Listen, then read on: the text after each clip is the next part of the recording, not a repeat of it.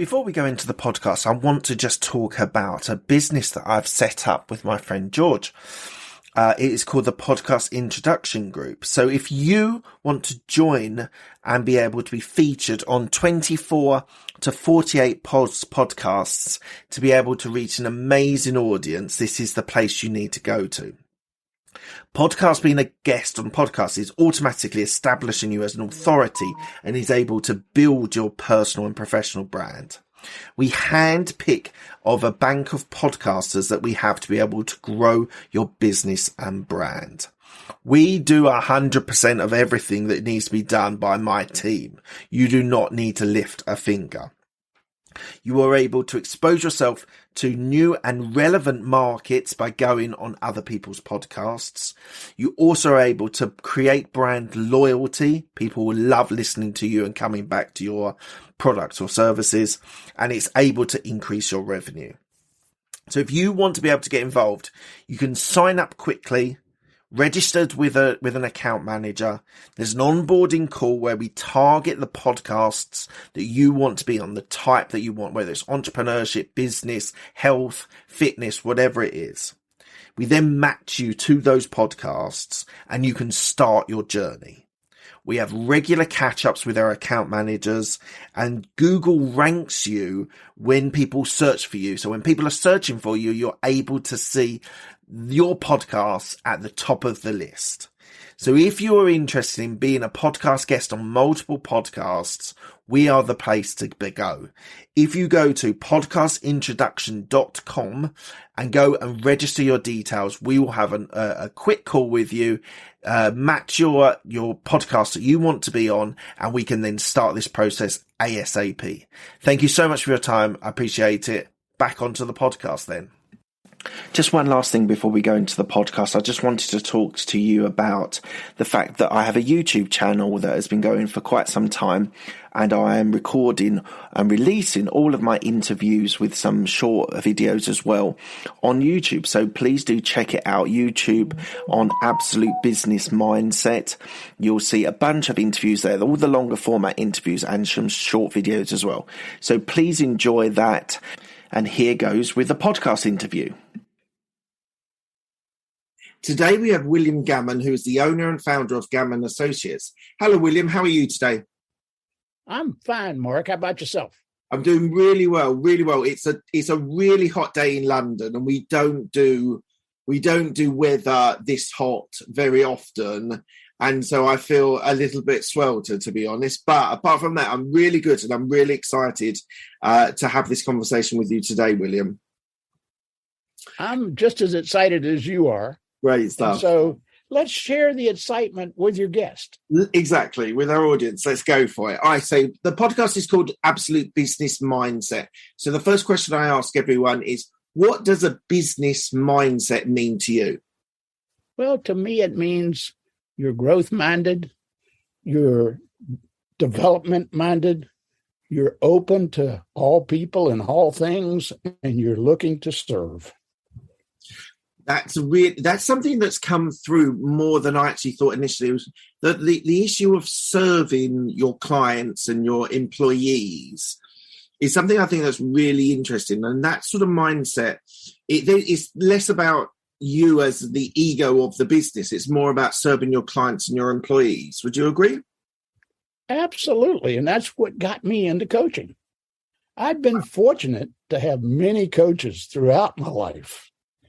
And when I retired from the financial industry a couple of years ago, I sat down here in my office upstairs in our home, and I thought about what I'd like to do with the rest of my life. And in reviewing my life, I found that I'd achieved much, but I'd done that with the help of many. I had great coaches, from secretaries to bosses to some of the best coaches on the planet. So why don't we just explore that before we go into the story of your journey? Can we just explore that? So you said you've had many different types of coaches and mentors. Is there one that sort of stands out, maybe one of your early ones that was quite pivotal in your career? Can you name one and maybe talk about them a little bit? Well, The first one I'll name is Dr. Norman Vincent Peale, the Reverend Dr. Norman Vincent Peale. I ran into him early on in my career in the airline business when I was living at Pensacola, Florida, and working at Naval Air Station there. And Camille, a hurricane, came through the Gulf Coast and really destroyed things. And a lot of the members of our church went over to a little town in Pascagoula, Mississippi, and helped rebuild a church. And the following year, he came to give a sermon and give our church the award of the Church of the Year in the United States. Oh, amazing.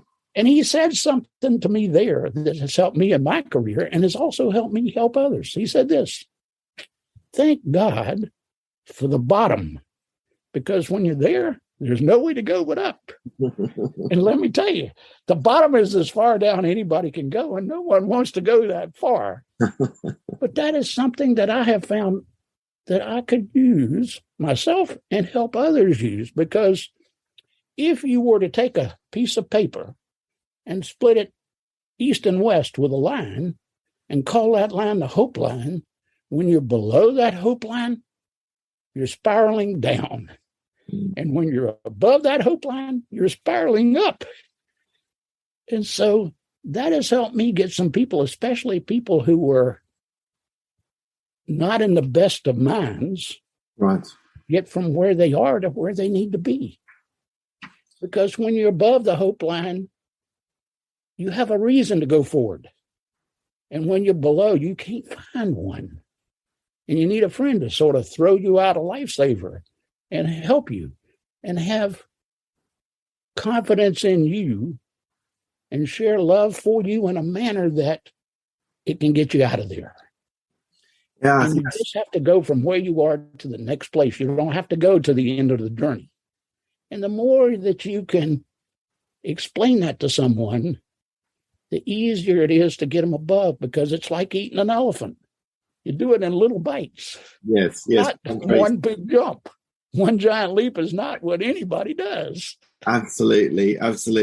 One of my favorites, I was coaching for a little while as well. And one of the things I sort of always loved was the change your behaviors or get better 1% every day. It's not these huge leaps that people make. If you do it consistently over a year, you'll improve 365%. And that's incredible.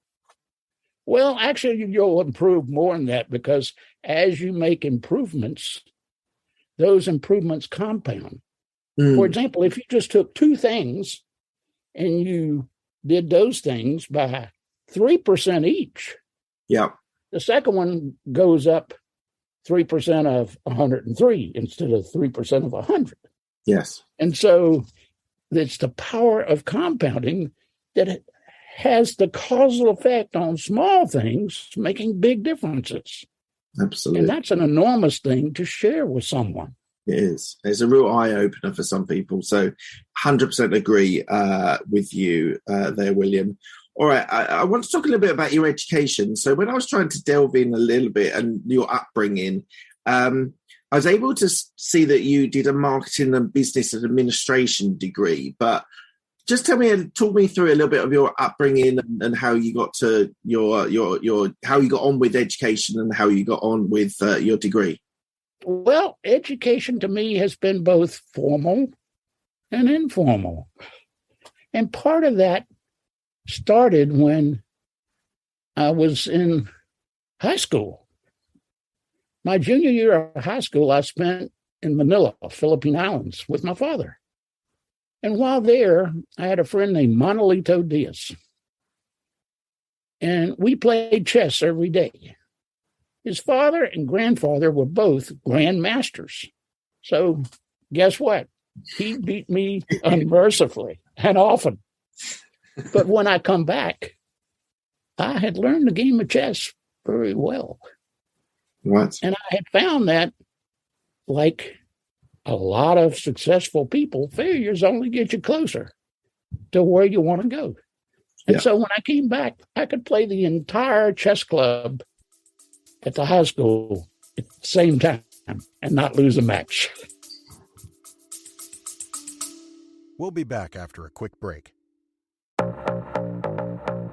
Hi, Hi, I'm Alex, the host of X Health Show. Meet the future of healthcare. Think X-Men, that's X Health. Actual superheroes behind programming living cells to cure cancer once and for all. Tech that detects preterm delivery in seconds, brain-computer interface, or apps that employ AI to match you, your disease, with the best treatment. X Health Show brings to you visionaries who push the boundaries of healthcare from Switzerland, the heart of Europe and the most innovative country in the world. Let me introduce you to their startups. Head to X Health Show, meet the future of healthcare. Happy to greet you there. I'd learned a game. And your Now, yes, go on. I'm sorry, I didn't mean to interrupt. Go ahead. No, I was just going to ask a little bit more. Like, did you have brothers? Did you have sisters? How was that? How was the sort of your upbringing? Okay, with respect to my family, I had an older and younger sister, but my parents had been divorced when we were very young. Okay. And prior to going to the Philippines, I hadn't seen my father in 10 years. And so that was a huge step.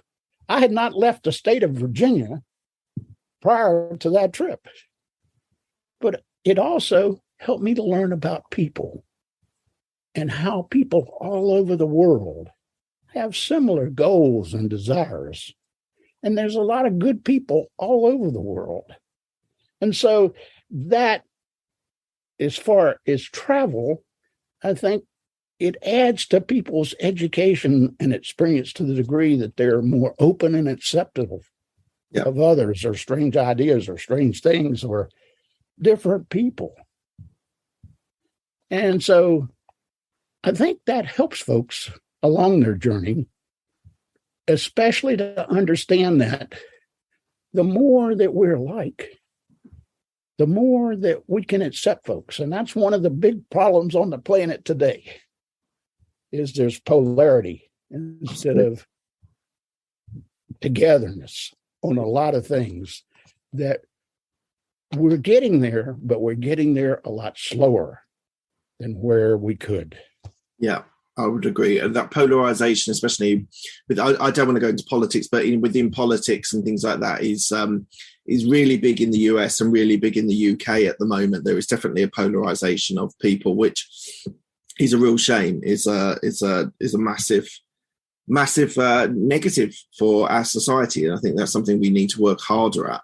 And the people that we put trust in of different parties, whether you call them what you call them or whether we call them what we call them, is not what we send people or put trust in people to do when we put them in office. But it seems like, regardless of whether they're red or blue or whatever color you want to call them and wherever they are, there is the lack of follow through on the promises that the people expect from them. And I'll leave it there. I think that's a good place to leave politics. So you were a financial advisor for 30 years. What was your experience in that role and how did it change over the years? Well, the role really didn't change for me as much as you might expect, because when I first started out with Shearson Lehman Hutton in the city of Indianapolis, a city where I'd never been before or never lived before, but the man who hired me, Joe Massotti, told me, "Son, you can do well for your clients if you just work half the time." I said, "Joe, that sounds pretty good." And he said, "Well, Bill, now you tell me which 12 hours you want to work every day." And so I listened to Joe, and he was one of my mentors, but there were others. And I had the attitude that if you turn your clients into friends instead of your friends into clients, you can build a pretty successful thing.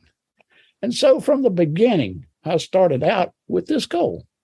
Whoever walks in my door or rings my phone is going to feel better after the conversation than they did before. And so if you have that attitude and approach, the only thing that changes is your clients get larger and they bring more friends. and everybody's happy. And who doesn't want more happiness and more money? And I help make a lot of people very rich. And did you, because from what I understand from speaking to other financial advisors, they said that the industry got a lot more regulated after the 80s and sort of early 90s. And that whether it was finances or others, regulation has gone on all over the world in all kinds of things. Not just the financial business.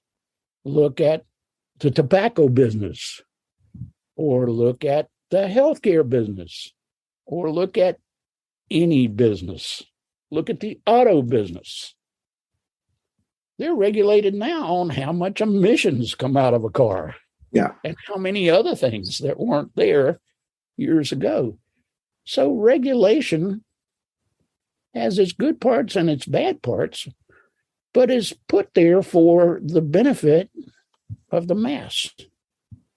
And once we understand that and follow the rules, we seem to be better off. If you look at the air quality of most countries today, it's better because of regulations. Yeah. And so it's not one company or any company that's been hurt by regulations.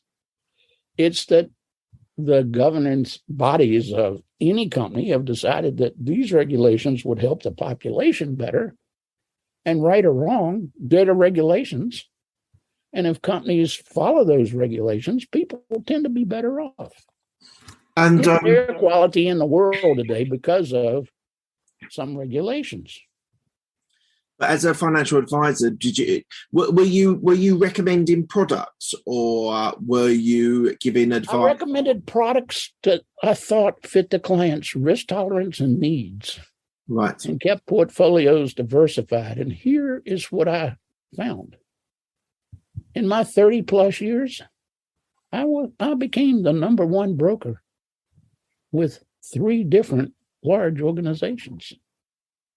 And as I moved, I didn't change my focus on my client. I just take care of the people that I can. It's like in life. If you do what's right yourself, and doing the next right thing isn't easy, and the next easy thing isn't always right, you generally come out better than if you make poor decisions or you don't think about what you're doing.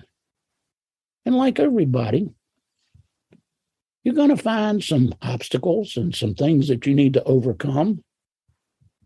And wherever you are, more education and better rules and procedures will always help you advance.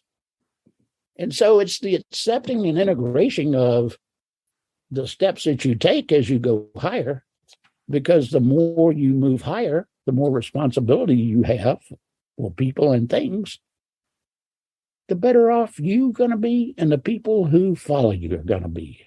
At least that's what I found. And it sounds to me, William, that relationships are incredibly important to you, whether they were clients or now your clients as a coach. Now, often, let me respond to that for just a minute. Go for it. In today's world, relationships are everything. Guess what? In the technical world, people are afraid of competing with a robot. I don't know a single person that has a relationship with one of them. So they don't cause me any fear. People want to do business with people. Absolutely. And the people who have good relationships with their clients, they get to keep them. They get to get their friends. And so relationships is a very important thing. But you build them for this reason. You build them because you love people and you use money. You don't do it the other way. Mm-hmm. Absolutely. So moving on to being the founder of Gammon and Associates. So taking it fast forwarding all up to now. So tell me a little bit about your business now. My business now is still in a growth mode because I've only had this business for a couple of years. And in the first several years, a lot of businesses don't make it. 80% of all new businesses don't make it 5. Yeah. And the reason is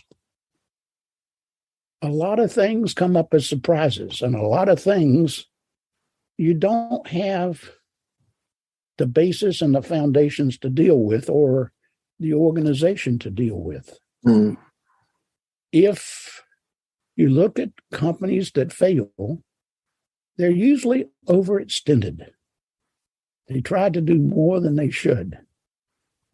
And so it's like if you take the slow road and you go the way that you should, and you find people who have been there before to give you advice and to hold your hand and light your path along the journey, those are the people that you should seek out for employees and mentors to help you do what you really want to do. Because most people who start a business want to provide a service or a product that's going to benefit folks. And if you're going to continue to do that, the best way to do it is stay within the bounds, follow the rules, and help as many people as you can. This is quite a generic question, but I'm just interested because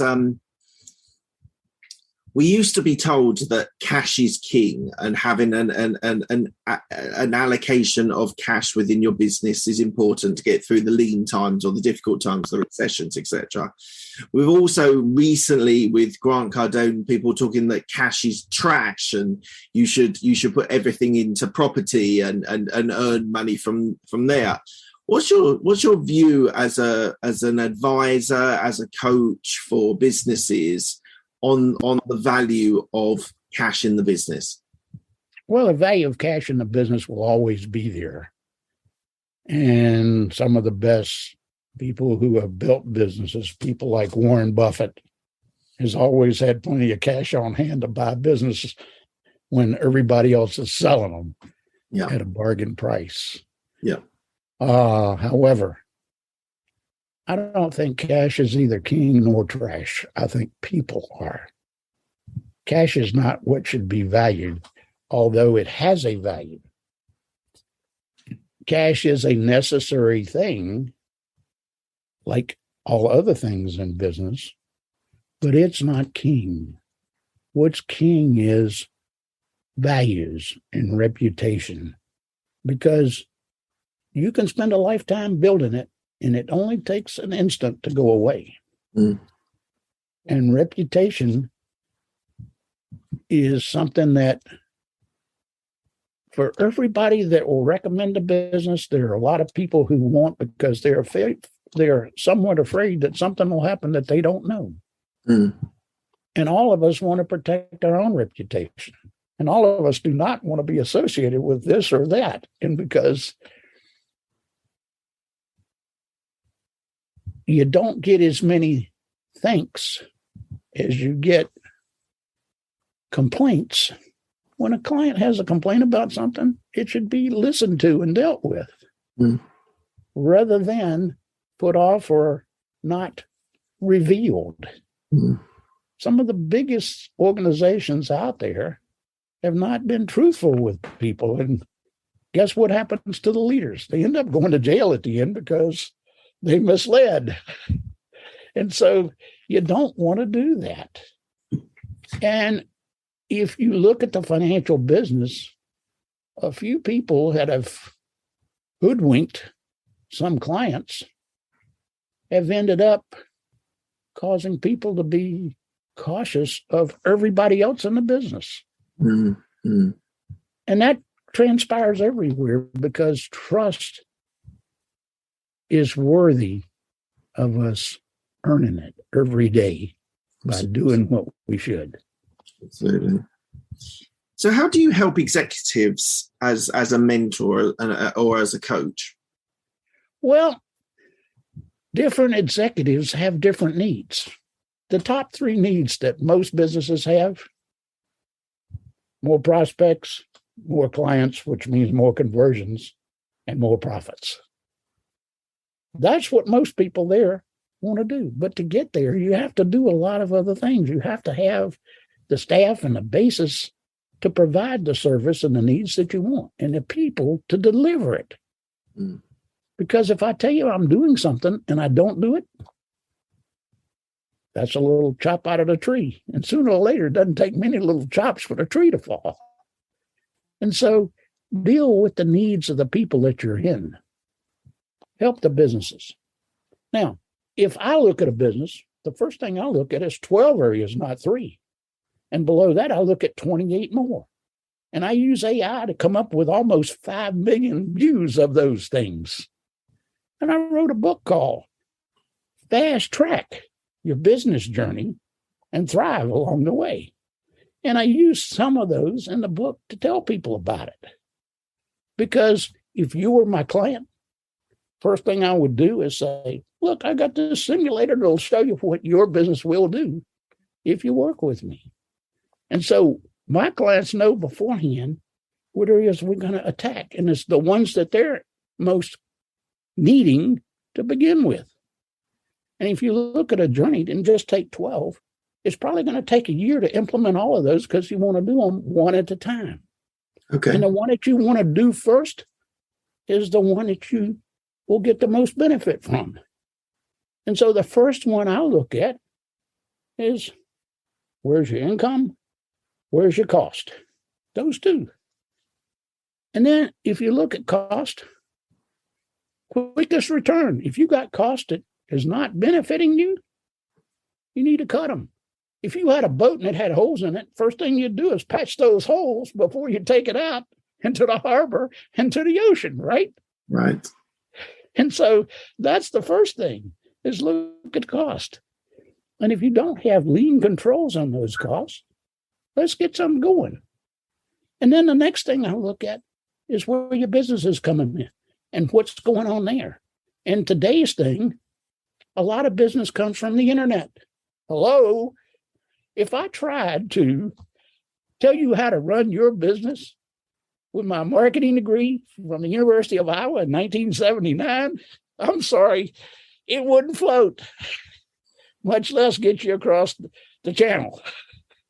And so I use current AI and other techniques to try to help people refine what they're doing and get a better grip of it. And so let's just talk about your AI that you're using. So are you modeling different scenarios that might happen to the business? Is that what you're trying to? That's exactly right. And if you'd like to see it, I'm happy to take you there and let you put it on the screen. You can share it if you want. Would you like to share what this will be only for the YouTube guys, but I'll tell you what, I'll add you as a co-host. No, I'm going to make you, I'm going to give you stay the host. You go to this website. Okay. GammonandAssociates.net/simulator. Associates. Sorry, Gammon and Associates. .net, N-E-T. Yeah. /simulator, SIMULATOR. Right. Okay, guys. I'm literally doing this as we speak. So this is going to be a nice little thing that your clients will appreciate. Yeah. And we can then share some more things with them. Yeah. Okay. Simulator. No, hold on. Let me just. Yeah. No, I've got it. And once you got it, put it up on the screen so we can both talk about it. Go on. It's not that. You got it? Yeah, I'm getting there. Okay. Take your time. I'm not the techno wizard either, but I do know people and I do know business. Yeah. I'm positioned well. Okay. Right. So 5 decades of experience in my hip pocket. So I'm on this page. Okay. And after net, put /simulator. Go up to the top. Oh, I've got it. I got a lot of things in there. So simulate. I got a lot of value for people. Absolutely. Absolutely. But the easiest way people learn is look at it. Yeah. Now, just look at the headline. What if your numbers told a different story? Compounding growth and accelerating profits. Do you know a business that don't want those two? Yeah. Well, exactly. That's what we're looking for. You can use it to help yours or anybody. And it's not just one. And I only need 3 numbers: annual revenue, gross profit margin, net profit margin. Okay. So let's say you had $1 million business in your business last year. Yeah. Put in $1 million. 100. Is that the right zeros? 100. One more 0. More. There we go. Okay. And let's say your gross profit, you picked the number, but let's say it was 80%. Coaching business doesn't have a lot of expenses, but it has some. Okay, so let's say, it's gone. This is by percentage, 80. Sorry. Yeah, go for it. And let's say your net profit was 50. Okay. I'll select. Okay, you select the currency. Let's do US. Okay. Now, let's arrow on down a little further first before we go further. Right. Now, if you look at, just go back up a little bit. Okay, those are the 12 things that I mentioned Right. earlier. Yeah. And let's just say we only did 3% increases in these over the next 12 months, but we have to start somewhere and we have to be quick because we're on a short time here. Yeah. So if you look at that little green bar and you slide it over to where it's 3%, or you go over to where the 0 is and you just put in 3. Oh, I could have just done it easier, but okay. Here we go. Okay. Now you'll see that the difference is not just 3% numbers coming down, but as they go up, they total up to where that 3% takes that $1 million up another $328,000 on your profits. Right. Amazing. Right. Got That's it. a pretty amazing thing. That's not 30%. That's better than 30%. Now, that's just on those top 12. Now, on down the screen a little further. Can I just talk them through the 12 things? Because everyone who's on the podcast now is probably going to be a bit confused. But the 12 things. They can go there and they can. I'll later, but briefly. So it's cutting costs, market dominating position, compelling offer, increased prices, upsell and cross-sell, bundling, downsell, additional products and services, drip campaign, alliances and joint ventures, more leads, and digital marketing. So just so everyone's got an overview who might be listening to it. So please do go to gammonandassociates.net/simulator and you'll be able to see this as well, everyone. Okay. Now, that takes your current profit from $500,000 on that million to $828,000 on that million. And a 5-year impact, just at 3% of those 12, at $1.6 million. And if you want to see further, click on a little yellow button, and I'll take you to the other 40 real quick. Okay. Or the total 40, the other 28. Right. Okay. Keep on going down to the bottom, or you can read them to the audience as we go. Okay. Go on, keep going. Yep. Okay. And now the profit impact is $1.7 million, or 350% of what you had. Now it's going to take us a couple of years or more to get all 40 implemented. Right. But if you started the journey and you were getting this, you wouldn't leave too soon, would you? No. The average day of the person working with our firm is just about 4 years. Wow. And the reason is this is a lot of detail. This is a lot of detail you've built into this, isn't it? This is a couple of $1 million in years worth of investment for the company. I was just going to say, how long does it take you to be able to build all of this? Well, it's been years in development, and it's been enhanced along the journey. Yeah. But go back to the bottom for a second now. Yeah. Going down.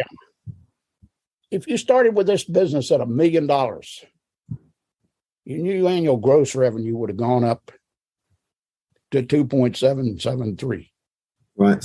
Current profit would have gone up from $500,000 to $2.25 million. Yeah. I think that far exceeds the value of our coaching. Absolutely. Absolutely. All right, guys. That's the kind of firm I'm with. Right. That's the kind of firm I help other firms build. But everybody's going to have different things because some people are already real lean on some of these, and those things won't do that. But one of the things all those AI looks, and if you go back up to the top again, hang on, going up to the top, there's little vignettes here, like the power of compounding is about 2 or 3 minutes. I don't know if we want to waste that talking now because we just showed it to you. Keep going on the conversation. Yeah. Okay. But if you look at the AI that we use, it looks at all those areas almost 5 million times, just slightly under. Right. And then it looks at your business and says, what order would these be implemented in that would benefit first? Cost cutting is usually the first one because all of that money goes straight to the bottom line. Yeah. And then do the other things.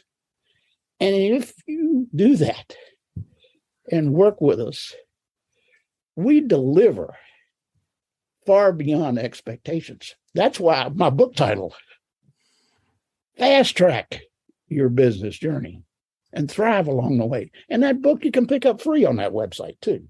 Okay. And all your clients can also. All right, guys, I urge you to go to the website and maybe try the simulator and then download the book as well. Look, it's absolutely fascinating on what you've done already. What do you think is the sort of biggest challenge for a senior executive at the moment? And that obviously depends on industry and things, but what do you think as a sort of general, what's the biggest challenge? Is it technology or adopting technology? Is it relationships? Is it making sure that you've got the right pipeline of clients coming through? What is the maybe couple of things that you think is the biggest challenge? It's going to differ in differing businesses. Until I talk to that senior officer, and I talk to many presidents and CFOs, it will be them driving the bus, not me. And so I don't start with a preconceived idea about anyone. Okay. Here's why. Preconceived ideas are in the roadmaps of the minds of the individuals, like yours and mine. And for anyone to change anything, we have to create some new mental highways in our own minds. And when we start without them, it's easier to create them than if we have to first tear this bridge down before we can go across this little cow path and make it into a highway. And so I don't have a preconceived thing that this works everywhere. It doesn't. What works here won't work there because they're different, just like you and I are different. Your needs are different from my needs. You have strengths that I don't have. I have weaknesses that you don't have. All of us have strengths and weaknesses. But the thing all of us need to do is build on our strengths and eliminate the weaknesses. Bring in somebody else that can help us where we're weak. If we're a CFO, that's where you need the help. Yeah. And it might be his financial guy isn't doing as good a job, or his marketing guy. And you have to look at it before you say. You can't say this is what happens, because when you do, you're setting yourself up for failure because you don't know until you look at the situations and you do the homework. But once we do that journey together and we go through your business or any business with the leader that we should be working with, or who he tells us to work with, we get the results he's looking for.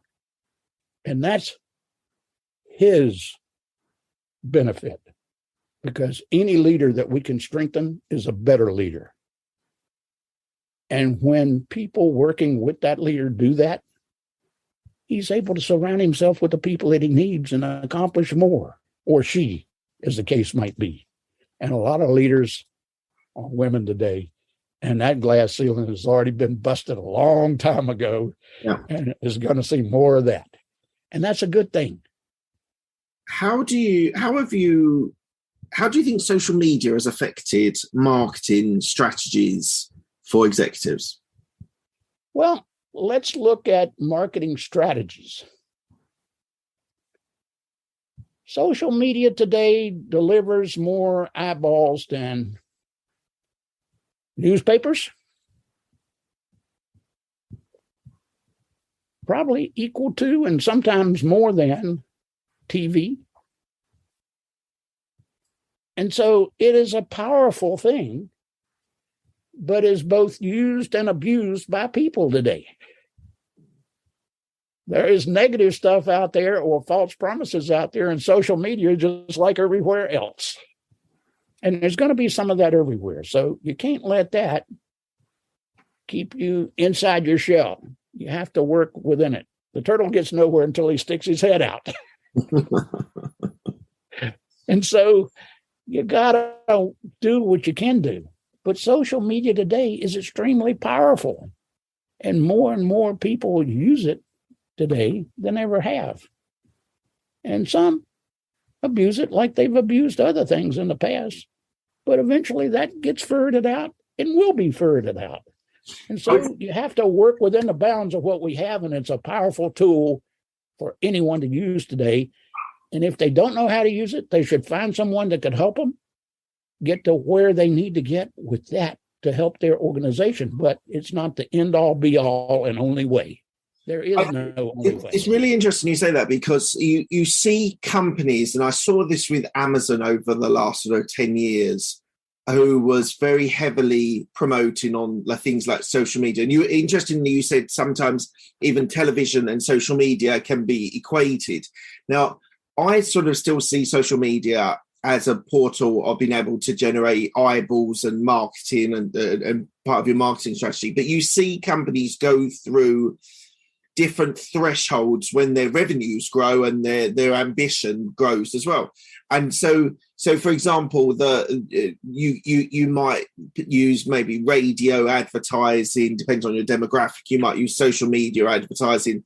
And as I said, when I was looking at Amazon, I really saw when Amazon had hit that point where they suddenly started advertising on the Super Bowl or on sort of major television places at those portals. Do you think there is a sort of hierarchy on your marketing strategy on using things like social media, radio, billboards, newspaper ads, up to television? Here's what I say. I say I can help your business without you spending another nickel on advertising. And we need to do that first before we go out doing the advertising. So we won't get the lesson of spending a lot of money on things that don't work, because social media needs to be very finely targeted. Yes. And if you want to know how fine, it's like a doctor with lasers working on a cancer today. Yeah. It needs to be pinpoint fine and Absolutely. dialed in. And so if I got lots of characteristics in other places that can help a business first, social media is not the first place to focus. But it is a place that should be in the mix of marketing and advertising. And that's the best way to put it, I think. Okay. Right. Okay. What about what's the plan for the next 2 to 5 years for you, William, and for you and your business? With me and my business, I'm going to continue helping as many people as I can, what they want to accomplish, for as long as the good Lord leaves me here. And my reach is getting further and further every week and month and year that I'm in the business, because as I build my business, I become more from the not known to the known in the area that I'm working today. Right. So just more of the same. Well, here's the truth of the matter. Right. You help people one at a time or one company at a time with the people in that company, and you do that. And then you go to the next company and you fit as many people as you can in. Yeah. And as you get more known, your staff gets better so you can help more. But you grow it organically and happily, not too quickly. Yeah. I would agree. And my grandmother taught me that years ago with an old saying. You'll love it. Go on. When you're green, you grow. And when you're ripe, you rot. So stay green.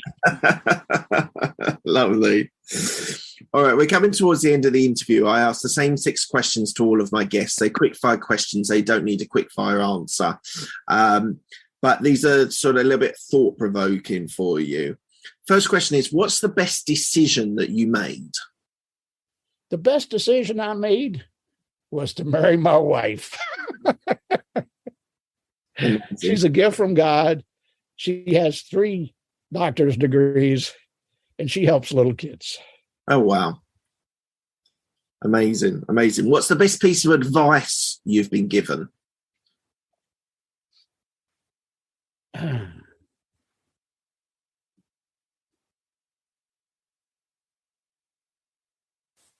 I think because I was raised in a church, and let me just explain that to you a little more. Because of the divorce in my family when I was very young, I learned at a very young age. It's not where you pray and that you live. My mother was Baptist. My father was Methodist. My stepfather was Presbyterian, and my stepmother was Catholic. So it's something that I learned, that it's not religion that gets you there, but spirituality is a part of all of us. Yeah. And spiritual leaders go beyond the Christian faith. There's lots of faiths in the world. And whether somebody is Buddhist or Catholic or Hindu or whatever faith, that faith helps them. They have a supreme being that they pray to. And so that faith, like that person, should be respected. And although there have been wars about it in the past, I think we've gotten beyond that. And we need to get beyond that in other areas of the world too. And so spirituality has been a part of my path, and I've had good spiritual leaders in my history, like other leaders in business. And so I respect everybody's faith. I got a mailbox bumper sticker I'll share with you too. It says, "Hate has no home here." Nice. Yeah. And so if you sort of follow those types of philosophies, I think when obstacles appear in our lives, it's easier to find the good and get by them than to focus on the bad and stay stuck. Absolutely. 100%. Next question. We touched on this a little bit earlier, but who's the person or persons that has helped you most in your career? Well, there have been so many of them, it's hard to say one.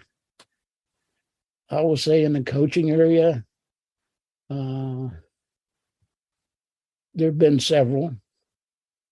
In the business area, there have been several. In the spiritual world, there have been several. And so it's hard to just say one person. Right. There have been such a multitude of them that wouldn't be fair to the many just to say that was one person that made me who I am. Okay, fair enough. That's fair enough. I get that. That's fine. Next question. Do you have any regrets? Here's the truth of the matter. No matter where we are or what decisions we've made to get us to the point we are, when you're regretting something, you're looking back. And looking back is a good thing sometimes. But if you really focus more on looking forward, you get further. And things that are regrets tend to hold you back rather than to help you forward. Yeah. And so regrets are things that I've learned long ago, a simple matter. If you were out in a boat fishing and the boat was stuck, if you took the knife that you always have on a boat and you just cut the rope to that anchor, you'd be able to go down the river of life faster and further without being stuck. And so I've shared that with many. And in one client a couple of months ago, it was an immediate revelation for him. It was an immediate epiphany moment for him. And he was able to move forward at a faster pace at something that he'd been stuck on for years. Yeah, absolutely. What are you most proud of? I'm most proud of who I've become. And I've become that with the help of a lot. And I wouldn't have done it without the help of many. And so I'm proud that I have in my toolbox, not just my education and experience for my college learning, but all of those tools and then some by people who have helped me and given me those things to help others with. Right. What does legacy mean to you? It means the things that I do every day to help people will go forward long after I'm here. Because things that people did years ago to help me have brought me here. And I'll stand on their shoulders. And so there'll be people in the future standing on mine because I had some ideas or little nuggets that really went from seeds to trees. And it's great to see that growth in people that you helped. Absolutely. And lastly, where can people find you if they want to reach out to you? You can find me at the website that I shared, gammonassociates.net. Or you could find me at coachbilltrustedfriend.com. And I have other sites too, but I'm really focused on the one that I think can help most people today. And if someone goes to gammonassociates.net, not only will you find that simulator, if you put in /simulator, but you'll find other things. My book, Fast Track Your Business Journey and Thrive Along the Pathway, is there. And it's a free gift to you if you want to download it. Amazing. Amazing. In that book, it uses some of the things that I talked about today in those 5, just as illustrations. Right. But there's much more. And so just take time, go around. If something makes you happy, check it out. And if you want to talk to me, push the button, ask me any question. I'm there to help people. Amazing.